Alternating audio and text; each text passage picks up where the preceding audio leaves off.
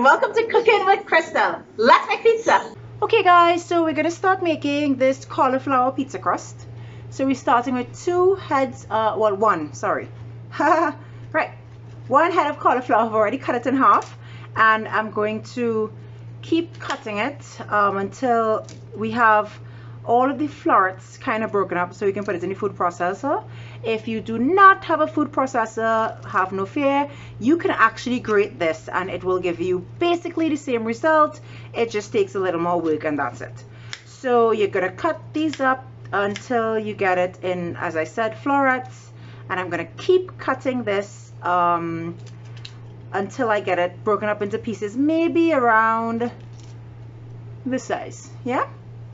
And if you hear it right, yes buddy, it's cauliflower. So you see this little hand here, right? That's my son. So you might hear a little talking, but that's okay. He's here with me making dinner tonight.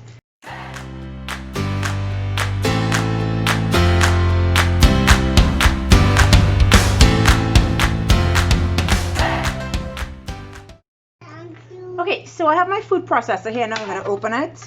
And I didn't mention, but my cauliflower was washed and cleaned before I cut it up. So I'm going to throw a whole bunch just in my food processor, loosely like this. And then I'm going to pulse it until it gets like bite-sized pieces, kind of like rice. And I'm probably going to do it in 2 sets because this is a lot. I'm probably going to end up making 2 pizzas. So you cover your food. So this is enough. Like fill it halfway, cover your food processor, and press. And just pulse it till it mixes.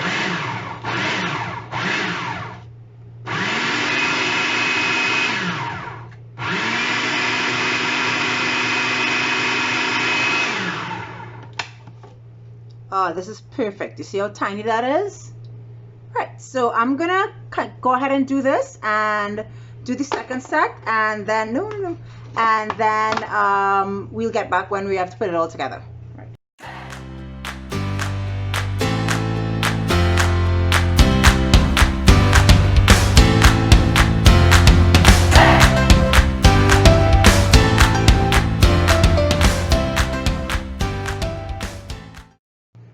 Okay, now I'm gonna strain or squeeze out all the excess water out of my cauliflower. This is a step that you can skip, especially if you don't have like a cheesecloth or a really good straining cloth like I do. But I like to do it because it has less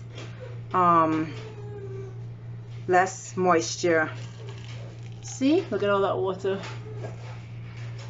See, so there's a lot of moisture in the cauliflower, and I pretty much want to squeeze out all or as much as I can so that it's as dry as possible. So I'm going to continue doing this and we're going to come back.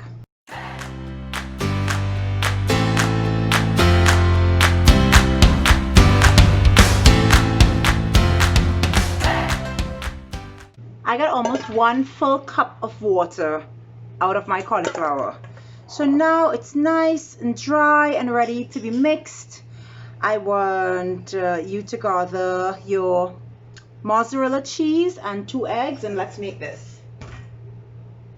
So I'm going to mix it in the same bowl that I put it in when it was finished processing in the processor. I'm going to grab my 1 cup.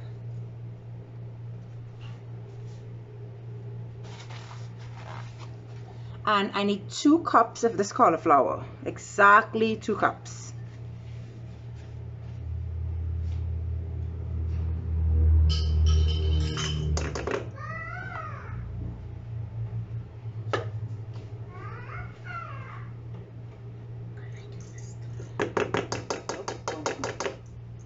Two cups of cauliflower, and because I have 2 cups here, and it looks like I have about 2 cups here, I'm probably going to make 2 pizzas. Since I have 2 cups, this is 1 cup,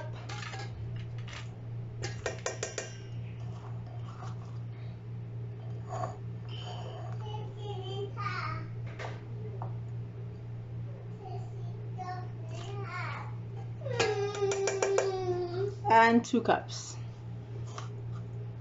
And because there's just a little bit left in here, I'm probably just going to separate this and put it, you know, put it between the two, because it's just a little more. It doesn't have to be exact, you know. This is touch and go here when, you know, with this kind of recipe. So I'm going to make 2 pizzas. Okay, now we are adding 2 cups of mozzarella cheese.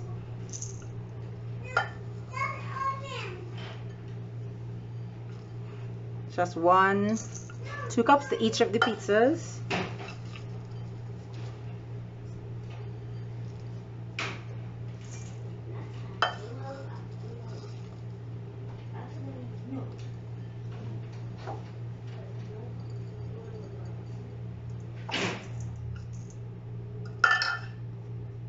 Alright, now we're gonna add 2 eggs to each of the pizza crust. I'm just gonna mix this first and give it a little stir just to get the cheese and the cauliflower together.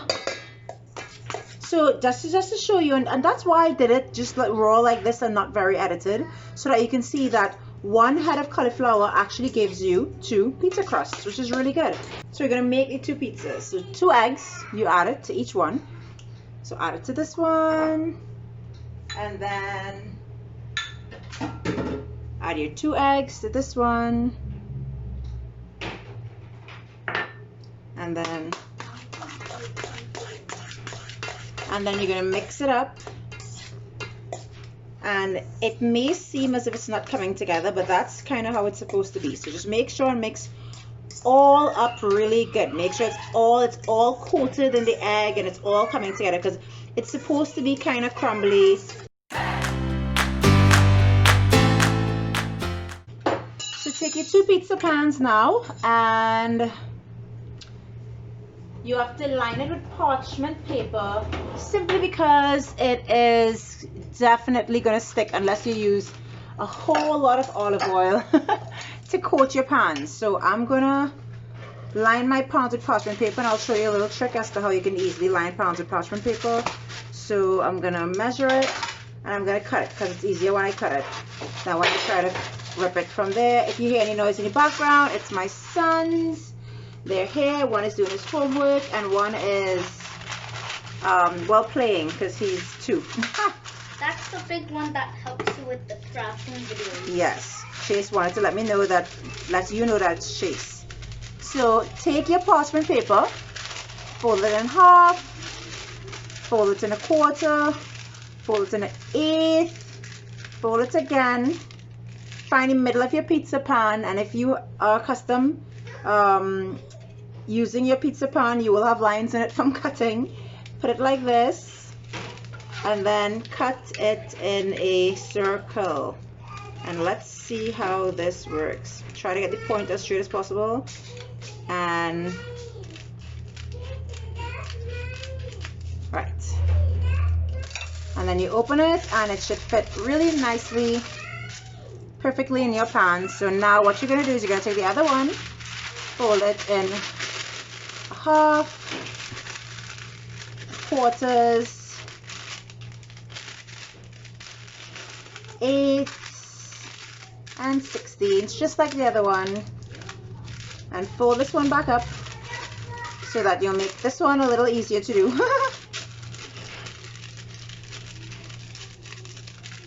Line it up like this if you have 2 pizzas to make, and use this as a template and cut it. Now you have 2 pizza pans lined with parchment paper and ready to start. This is an awesome, awesome, awesome baking paper. I use it all the time. Diamond. So now what you're gonna do is you're gonna empty all of your dough on your paper. Make sure the paper stays on. Right, just empty it all, like just dump it all. If you want to make a nice size dough, you know, or you want it to look like a real pizza, not like a square or any other. And I'm just letting you know my hands are very clean and washed. So then you just press it down, make sure it gets to the edges, form it into a circle. Just keep pressing and pushing and pressing and pushing and pressing.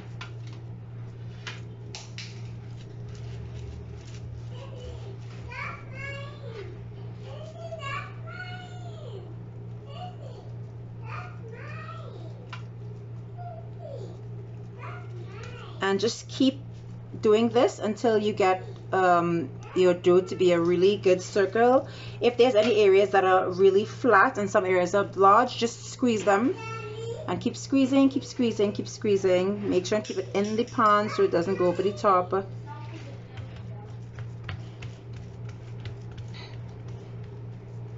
You don't need to knead this with, you don't need to roll this with a rolling pin, because it really just is just to get it, you know, down like this.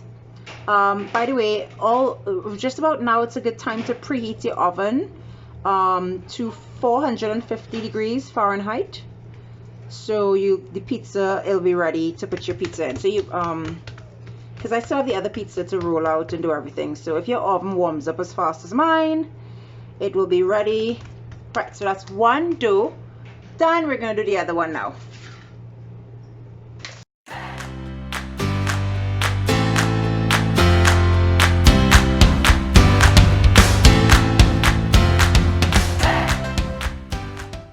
So I'm putting the pizzas in the oven now. These are going in for 15 minutes, and when they're out, I'll let you know. Okay, I'm gonna make some pizza sauce here. I'm gonna start by adding just some barbecue sauce, because I like barbecue pizza sauce, so that's what I usually make. So that's barbecue sauce. I'm adding a whole bunch of tomatoes that are sliced, so it'll be easier for it to mix up. I'm adding some garlic powder,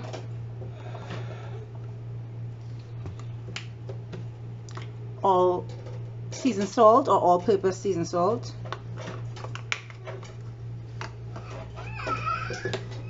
black pepper,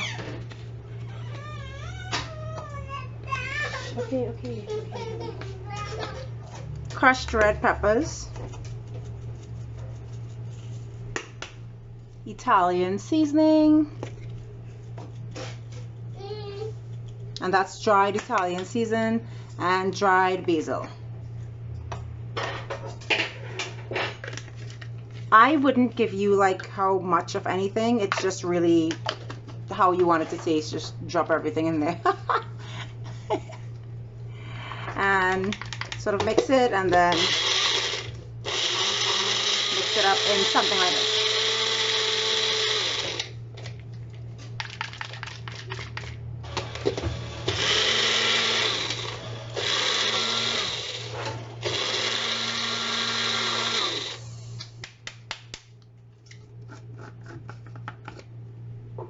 Very thick and it's really good. So we're almost ready to decorate our pizzas. They have like 2 more minutes in the oven, so I just want to go through our toppings with you. We are doing onions, sweet peppers, turkey sausage, tomatoes, carrots, broccoli, pineapple. I know if you don't like pineapple on pizza, block that out. And our homemade barbecue pizza sauce. So when everything comes out, I'm gonna top it for you, so I will fast forward topping it just so I show you how it looks and everything, and then we'll bake our pizzas. All right, so we're gonna take it out to the oven right now. If you smell my house, it is just amazing. Look at that. It's perfect. It got some color. It is just brilliant, and that's exactly what it's supposed to look like. So now we're gonna add on the ingredients on top and our yummy homemade pizza sauce. and pop it back in the oven 10 minutes and you're all done. So let's go.